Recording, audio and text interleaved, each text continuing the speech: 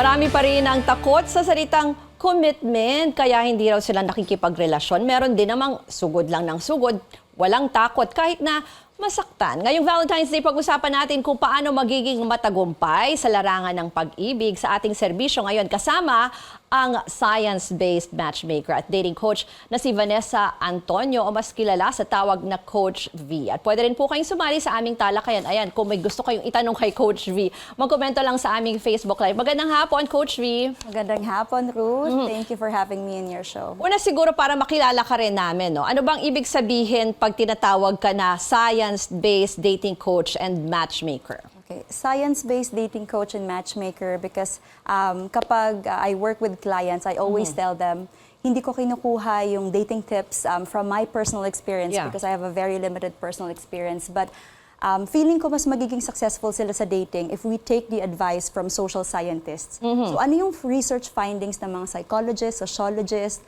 because sila talaga yung nag-aaral ng human being. So that's my promise and that's what I teach them. Yeah, interesting yung sinasabi mong based dun sa pag-aaral ng social scientist. Kasi yung iba, may mga parang relationship coach na nagbibigay ng advice. So talagang ito, pinag-aaralan ba ito? At nakita ko rin certified. So paano yung proseso ng certification? May ganun talaga? Yes. So I studied matchmaking in the United States and I was one of the few certified matchmaker in Asia.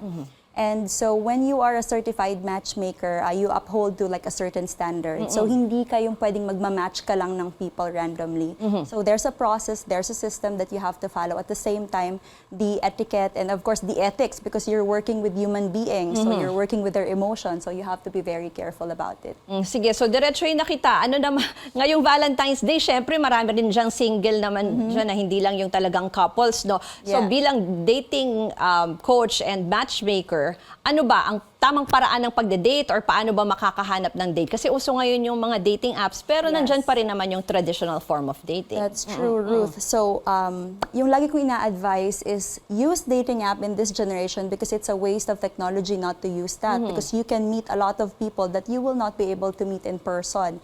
But also, the way that you connect with people is not through the apps, but by through in-person meeting. And so, during that in-person meeting, dun dapat tinataasan yung level of social skills because dating is basically like a social skill.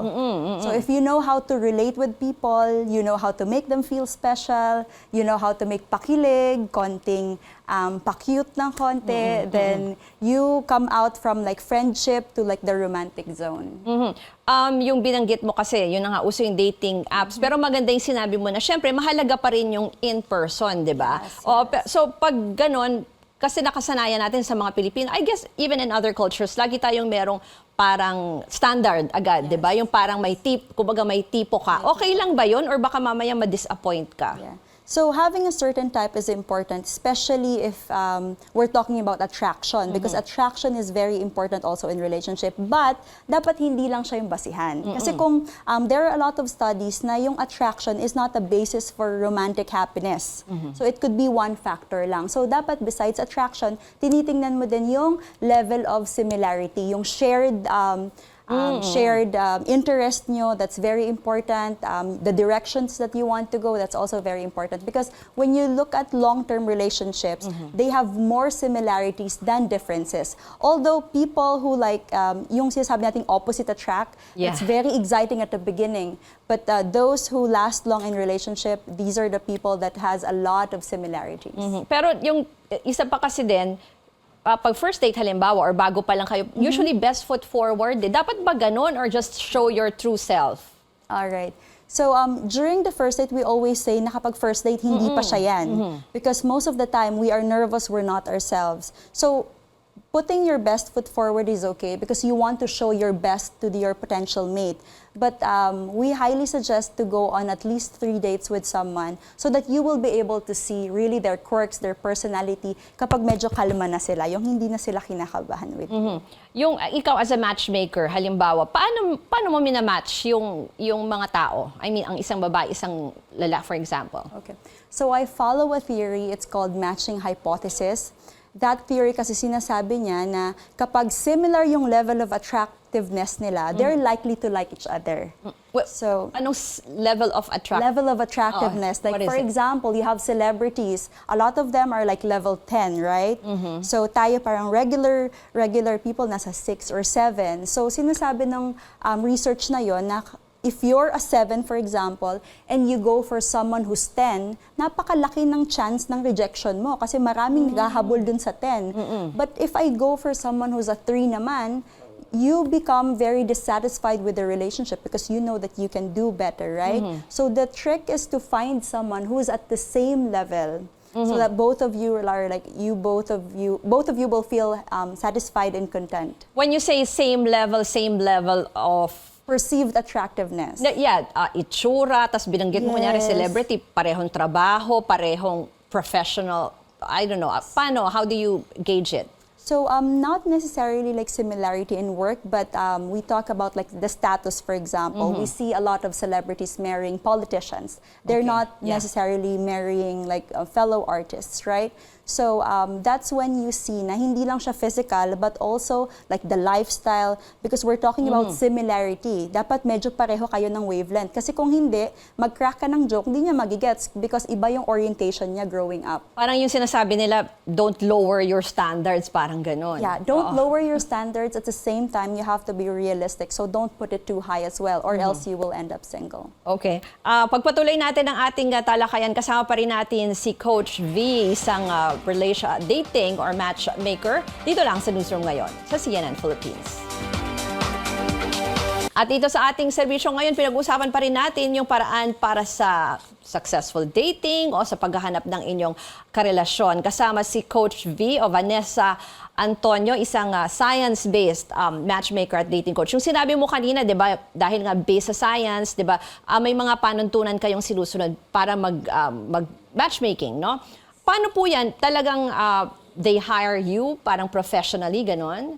So usually, parang ano lang yan, when you're hiring for a company, like you're looking for a CEO or a president from your company, it's like headhunting for the hearts. Because okay. most of our clients, these are like CEOs of company who doesn't like to be in the app. So ayaw nila na nasa app sila. So parang sinasabi nila na go and find someone na potential dates for them. So not necessarily like a husband and wife, but like potential dates na pwede nilang makilala. And then they can take it from there. Kasi dito sa atin, hindi pa masyado uso yung ganyan, ano, Coach V. Oo. Pero yung sa sarili mo, yun nga, kung ikaw mismo, kanina binanggit mo importante na maayos dapat ang iyong social skills. Paano ba yan? Oo. Yeah, so basically, pag sinabi nating social skills, nandyan yung communication skills and the way that you present. So basically, pagdating sa dating, very important yung tinatawag nating packaging because according to science, it only takes 1 second for your brain to decide if somebody is attractive. So imagine kung mahilig kang lumabas na kalat-kalat yung buhok mo tapos nakita mo si Prince Charming, di ba? Sayang yung chance. So it also takes like 7 seconds lang to like decide if you like somebody or not. So given that data na ganun pala kabilis to decide if somebody is like attractive to you, then yung first impression really counts. So social skills is like a way for you to like effectively communicate like your interest and at the same time like how you present yourself. So very important pagdating sa Hindi din pala pwede yung mahiyain ka. So yung mahiyain kasi is, okay, we have a lot of introverts, but then when you look at the traits na binavalue pagdating sa dating, we go for someone who's confident because we think like they can do more. They can achieve more. So this may not necessarily be true, but that's the preferred traits na hinahanap natin when we're dating, confidence. And yung isa pa, nagulat ako kasi tinignan ko yung TikTok mo, nakita ko parang meron palang science of flirtation. Kasi di ba parang flirtation is parang when you say it in Filipino, parang lumalandi ka. But there's a science science to it, no? Oo. Yes, all right. So the way that we define flirting is basically communicating your interests. So nagkakaroon maraming single kasi maganda sila, magaling sila, but they don't know how to communicate their interest or hindi marunong magbasa ng interest. Yung pinapakitaan na gusto sila pero since hindi nila na decode, nagiging kaibigan na lang. So there's a science of flirting also, and these are taught by a sociologist. Her name is Jean Smith.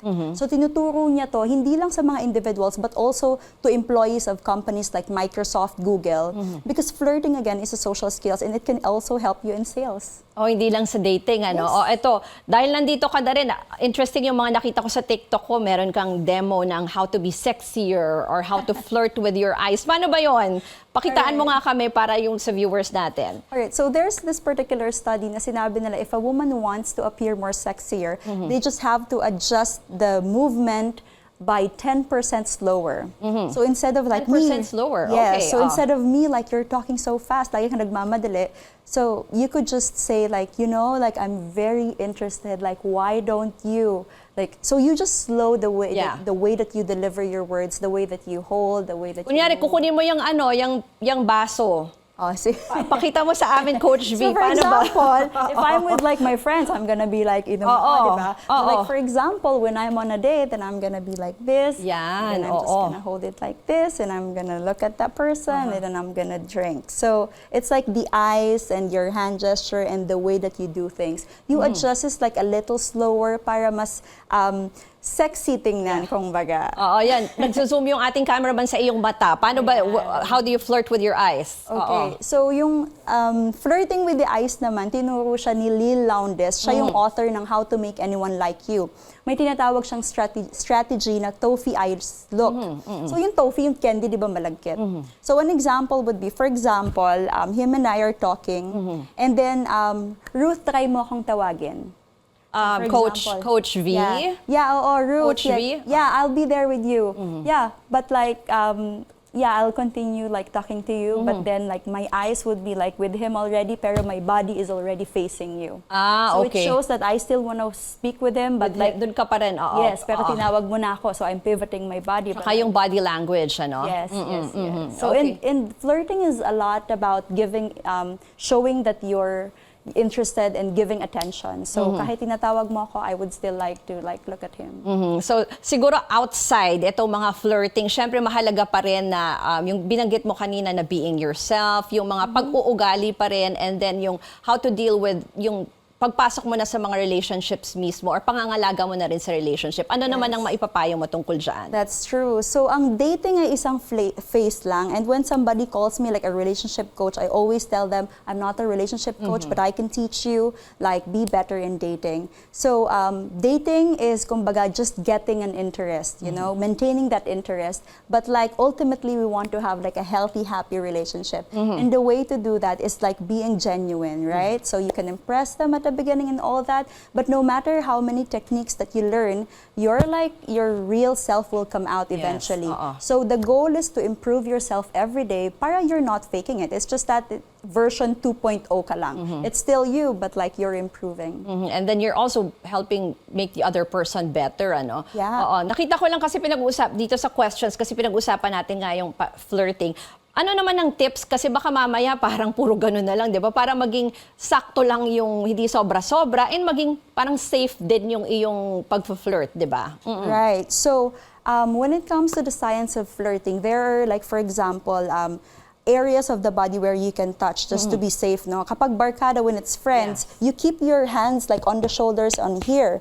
If you want it to be intimate, then you go down like to the hands, right? So we always, especially when I'm coaching men, we always tell them that, you know, you can be sued for harassment all the time. So always be careful. My advice would be, look at the woman first. They will tell you if they're willing to like, they're open to have like a closer interaction with you. So let them like touch you first. Let them like tapik you first, right? Before you even do anything. Yung mga maraming lalaki dito, kasi pinag-usapan natin flirting on the side of women. Paano sa mga lalaki? Anong maipapayo mo sa kanila? Yeah, so for the guys naman, we often say na you stand like a gorilla. Kasi usually women likes it when you like appear like bigger than life, because it makes us feel smaller, and it makes us feel that we're like protected and safe. So when you also talk like a preacher, like talk as if you know what you're doing. You're in control. Ganun, Yes, parang because ganun. that certainty also is very sexy. Confidence na sinasabi mo. Huli na lang, Coach V, reminders mo na lang sa ating viewers ngayong Valentine's Day, and you also have parang singles events, ano? Yes, yes. So we run singles events every week. Our company is called Singles Events Manila. Just like Ruth have mentioned, I'm also very active on TikTok and on Instagram. That's Date Coach V. If you want to learn strategies on how to increase your social skills, like up it a little bit, but at the same time, how to be safer and be more careful when it comes to dating. So one thing that I would always recommend, especially sa mga nasa dating app, before you even go out with someone, make sure that you have their full name, and I would highly suggest asking for their LinkedIn. Thank you so Okay, much. para talaga mas makilala mo kasi LinkedIn is more Yes. on career. No? Okay, maraming salamat at maraming sa inyong impormasyon na ibinahagi si science-based dating coach and matchmaker Vanessa Antonio.